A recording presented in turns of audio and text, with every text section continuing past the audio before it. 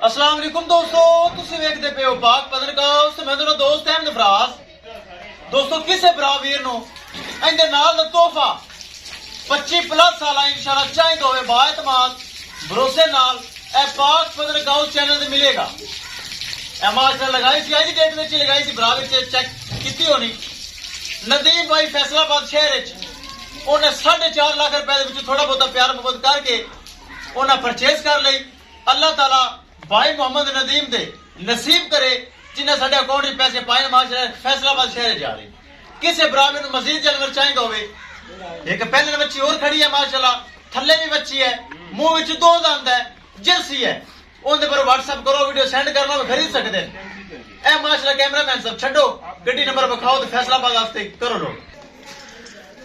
लो जी। नदीम भाई फैसलाबाद शहर ए हीरा ए तोहफा उन्हें या वीडियो लगी परचेज कर लिया और उन्हें बहस नहीं की। उन्हें कहा भाई फराज भेजो, मेरा सब्सक्राइबर है जा रही है। इस अलावा मजीद जानवर पहले वच्छी दोंदी खड़ी है, जर्सी है, उनके वास्ते रब्ता करो। माशाल्लाह चेक करो हीरा तोहफा अल्लाह ताला भाई मोहम्मद नदीम दे नसीब च करे। बड़ियां कल आ रही हैं इस तोहफे दियां। वड्डा जानवर मेरे को रुकता ही नहीं, लेकिन लभदा मुश्किल है। बड़े भरा वीर कई तो नाराज हो गए, भाई फराज मौका ही नहीं देना, पहले सेल हो जाती चीज। मैं क्या भाई अच्छी चीज कौन छड़ता है।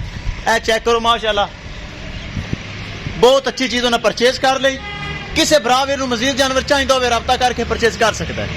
ले चलो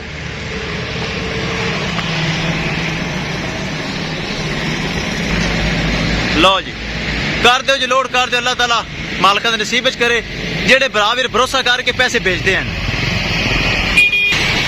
लो जी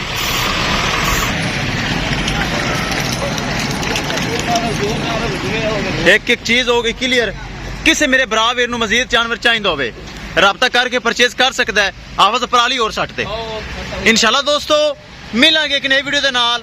अपने फराज दोस्त दे इजाजत, अल्लाह ने के बाद।